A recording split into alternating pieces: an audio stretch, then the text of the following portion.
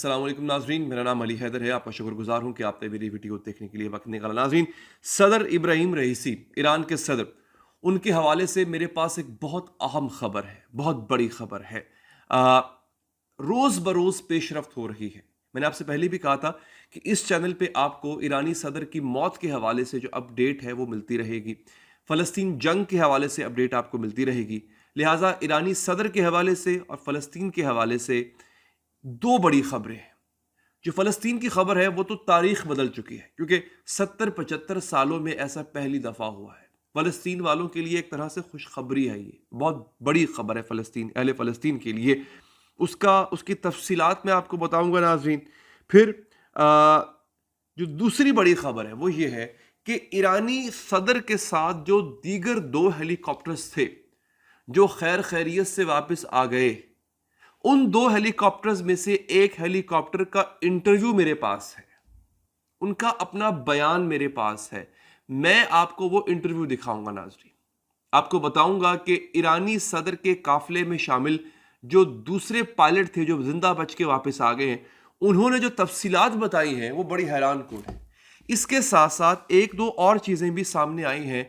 यानी ईरानी सदर के हेलीकॉप्टर के मलबे में से एक ख़ास डिवाइस है, उसका नाम भी मेरे सामने मौजूद है, उसका काम क्या है मैं आपको वही बता देता हूँ नाज़रीन।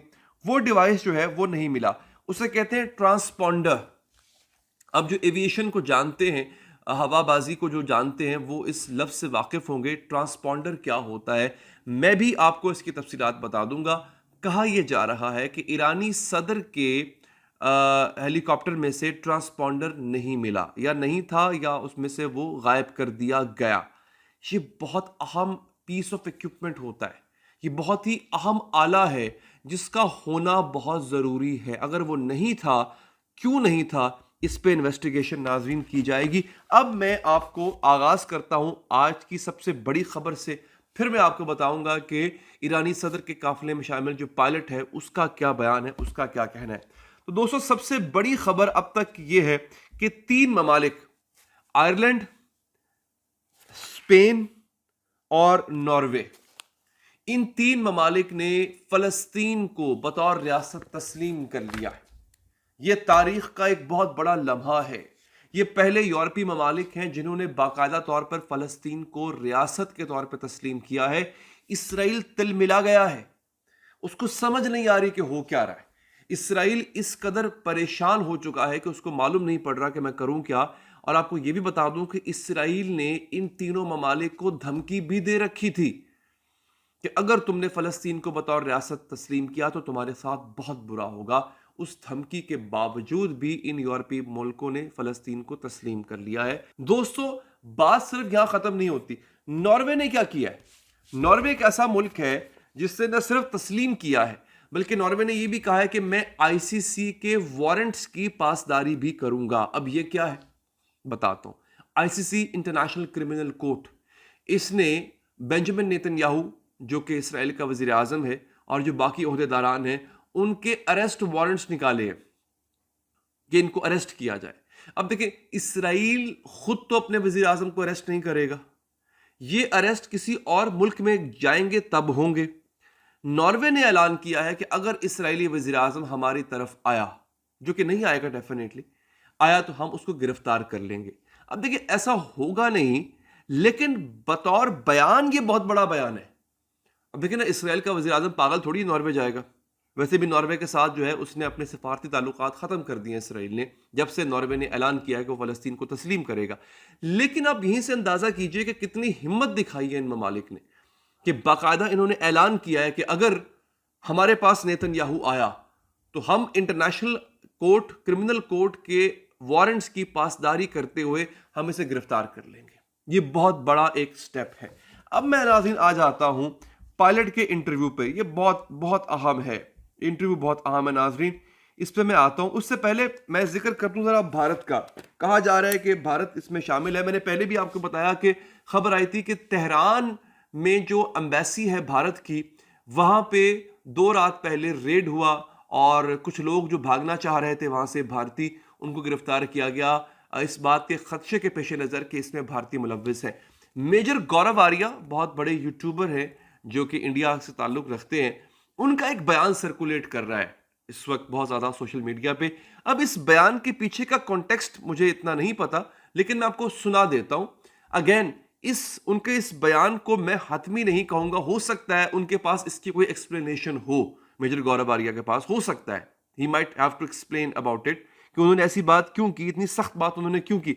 लेकिन जो उनका बयान इस वक्त टेलीविजन पे चल रहा है, मैं आपको पहले वो सुना देता हूं, ये सुनिएगा। माइक में कर देता हूं लैपटॉप की जानिब, ये लीजिए।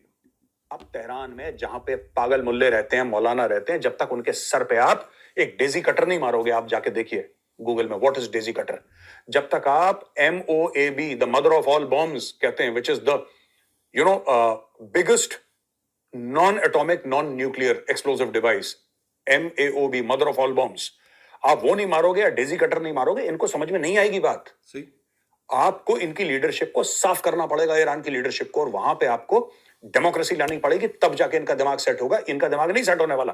ये ईरान जो है यही बातें कर रहा है, सबको इकट्ठा कर दो। अच्छा इस तरह की बातें मेजर गौरव आर्या ने की थी।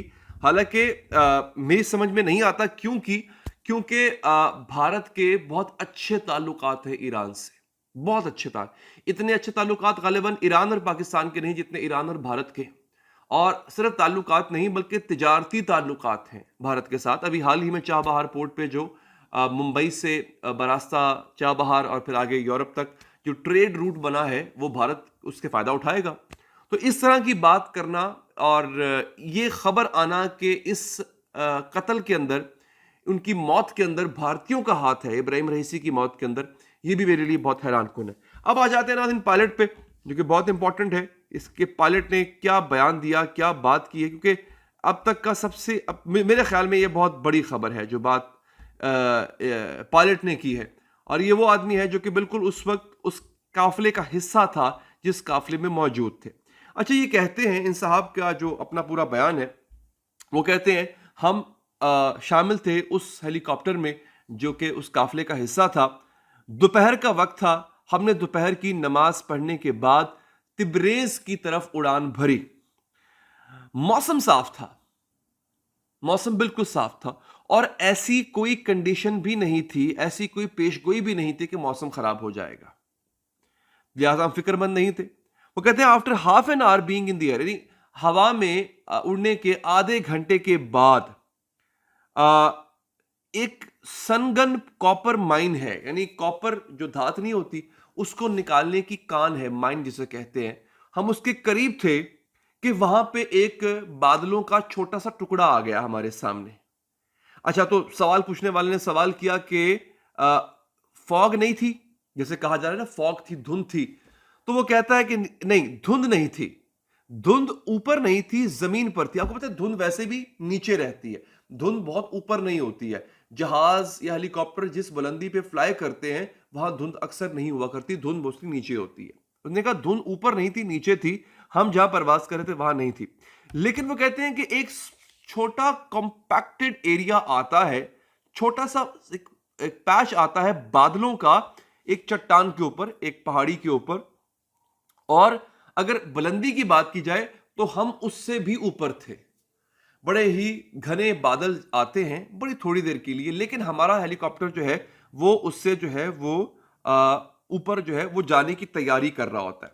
अब वो कहता है कि हमारा हेलीकॉप्टर जो है वो पैगाम देता है सदर के हेलीकॉप्टर को कि जनाब यहां पे बादल आ रहे हैं, लिहाजा हम बादलों की बुलंदी से थोड़ा ऊपर चले जाएं। तो सदर के हेलीकॉप्टर से भी आवाज आती कि ठीक है, आप भी ऊपर जाना शुरू कर दें, हम भी ऊपर जाना शुरू कर देते हैं।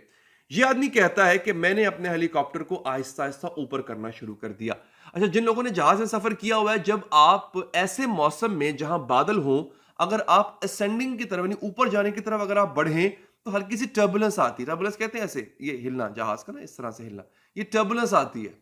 लेकिन हम इतने आराम से ऊपर गए, हेलीकॉप्टर हमारा इतने आराम से बिल्कुल स्मूथली ऊपर गया कि हेलीकॉप्टर के अंदर बैठे लोगों को महसूस भी नहीं हुआ कि हम जो है बुलंदी पर जा रहे हैं।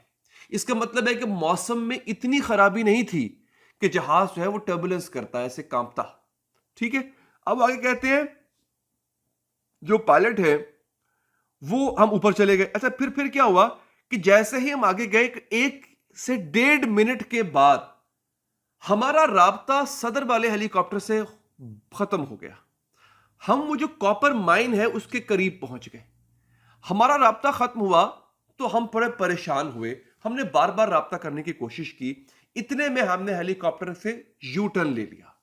अब जब हमने यू टर्न लिया तो वो कहते हैं कि हम एग्जैक्ट उस लोकेशन के करीब गए जहां पे राब्ता खत्म हुआ था, तो देखा वहां पे बादल अभी भी मौजूद हैं।